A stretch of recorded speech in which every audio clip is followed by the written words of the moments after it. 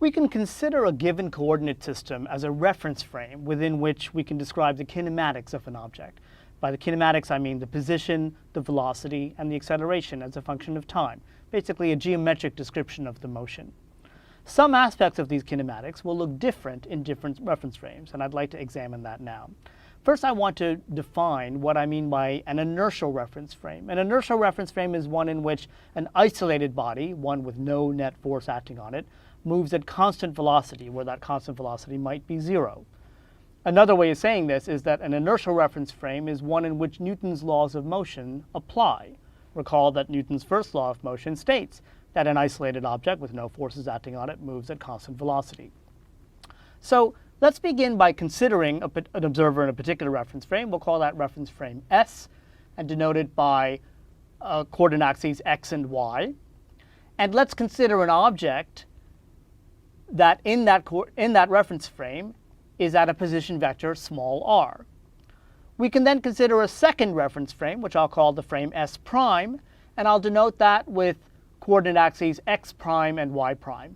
In my example here, I'm going to assume that the coordinate axes in frame S prime are parallel to, but displaced away from, the coordinate axes in frame S.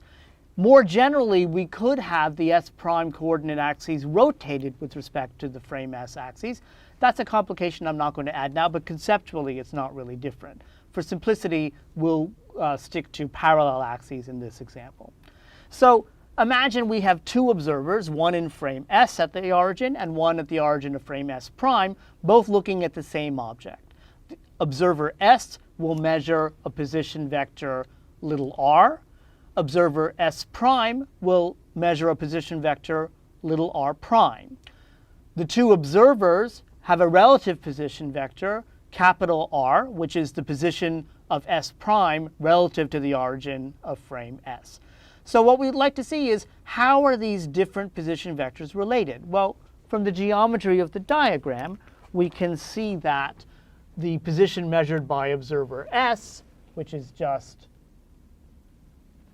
little r, is equal to the position of observer S prime relative to observer S, which is capital R, plus the position vector measured by the observer at S prime, which is little r prime. I can rewrite that if I'd like to write the position measured by the observer at S prime in terms of what's measured by the observer at S. I could just rearrange this and write that little r prime is equal to little r minus capital R. Now, let's add a further complication and assume that the observer S prime is not just at a different location from the observer of S, but is moving at constant velocity relative to frame S. So we'll assume that frame S prime is moving at constant velocity with respect to frame S at a constant velocity vector v. Okay, so v vector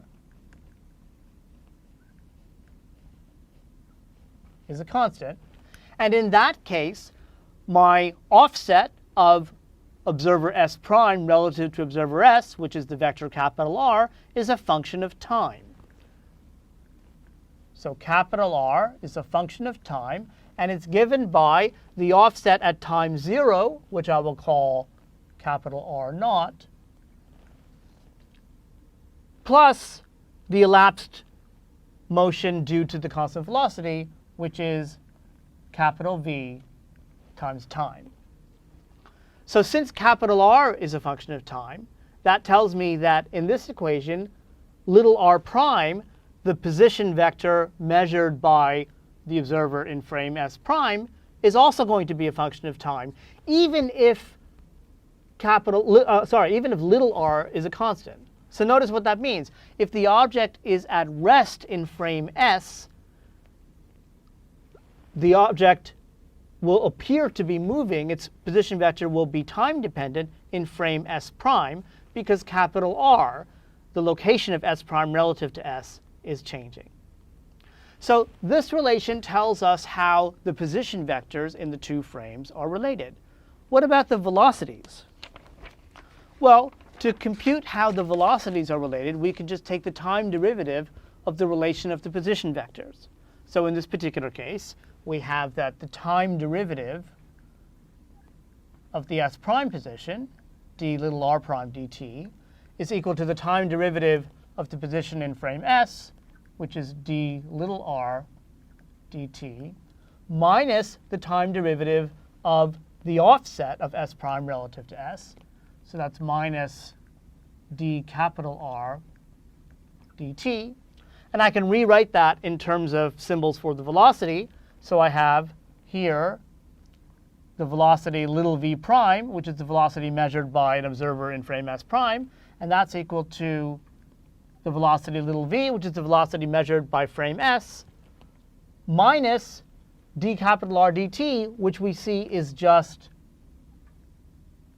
capital V vector, which is the velocity of s prime relative to s. So this is how the velocities are related. And again, notice that if the object is stationary in one frame, it will be, so if it's 0 in one frame, it will be non-zero in the other frame. So in general, you will measure different velocities in the different frames, even if one of those velocities is 0. Now, how are the accelerations related? Well, again, we can just take the time derivative of the velocities to figure out what the relationship of the accelerations is. So differentiating this equation, I have that d little v prime dt is equal to d little v dt minus d capital V dt. But here something interesting happens, because remember we said that capital V is a constant vector. And remember, capital V is the velocity that frame s prime has relative to frame s. Okay? So since capital V is a constant, that means that this term goes to 0. And so we see that the acceleration in frame s prime is equal to the acceleration in frame A. So if I have two reference frames, one moving at a constant velocity relative to the other, in general, I will measure different positions and different velocities for an object, as measured by the two frames. However, the accelerations measured in both frames will be identical. Because the accelerations are identical, we'll see that Newton's laws will look identical in the two frames. And we can see that in the following way. In frame S, we have that the force is equal to the mass times the acceleration. In frame S prime, the force F prime is equal to the mass times A prime. But A prime is equal to A, as we calculated here. So we see that the forces in the two frames are identical, even though the positions and velocities in general will be different as measured in the two frames for the same object. But the accelerations will be identical, and so the forces will be identical. So if one of these reference frames is an inertial frame, one in which an isolated body moves at constant velocity, then any other frame moving at constant velocity with respect to the first frame will also be an inertial frame. What this means is that you're always free to transform from one inertial frame to another. And what that means is that you can always transform to another frame that is moving at constant velocity with respect to an original inertial frame.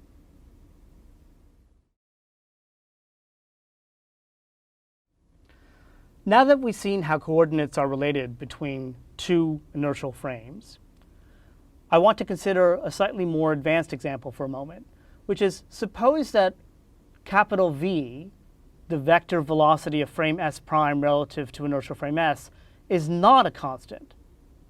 So in this case, suppose that frame S prime has an acceleration capital A relative to S. We now say that S prime is a non-inertial frame because it is accelerated relative to frame S. Now we saw that in inertial frames, one always measures the same acceleration for the same object, even though you'll measure different velocities in different positions in general. That's not going to be true in a non-inertial frame. In a non-inertial frame, the acceleration A prime is equal to the acceleration of frame S minus capital A, the acceleration of frame S prime relative to S. Remember, capital A is 0 for S prime being an inertial frame when capital V is a constant. But if capital V is not a constant, then capital A is not 0.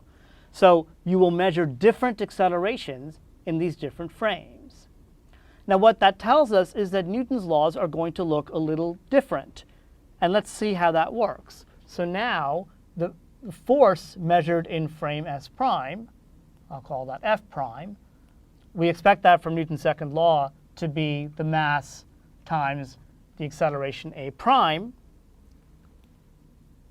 But that is the mass times the acceleration measured in frame S minus m capital A, the acceleration of frame S prime relative to frame S. Now I can rewrite this as two terms.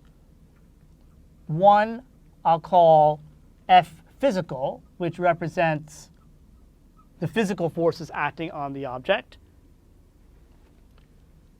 And the second term I'm going to call F fictitious, for reasons that we'll see in a moment.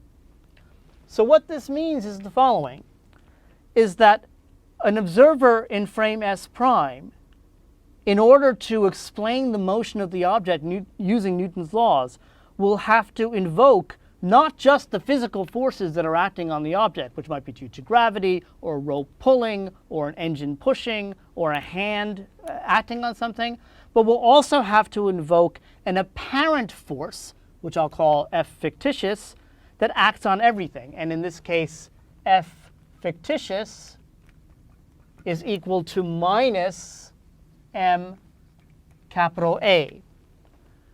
But that force will not be associated, will not be identifiable with any actual real physical interaction. It's an artifact of the choice of coordinate system. It's an artifact of the non-inertial coordinate system that frame S prime is in. Okay? For that reason, we call it a fictitious force. And it's to be distinguished from real physical forces of the types that we've been talking about up until now. So you may have seen earlier that for the motion of an object in a circle around some center point implies the presence of an inward acceleration toward the center of the circle. So as a consequence of that, a rotating reference frame, for example, a reference frame that rotates with the Earth's rotation, is accelerated relative to an inertial frame. This results in a fictitious force that has two terms, a centrifugal term and a Coriolis term. You may have come across this Coriolis force and the centrifugal force before. These are examples of fictitious forces because they arise from the choice of coordinate system. They're an artificial force. They don't correspond to actual physical interactions, but are an artifact of the rotating non-inertial coordinate system. Now in this course, we will confine ourselves to inertial reference frames, and therefore we'll only be considering real physical forces and interactions. However, there are advanced applications where the use of a non-inertial frame has certain advantages, and you may encounter those as you go to more advanced courses.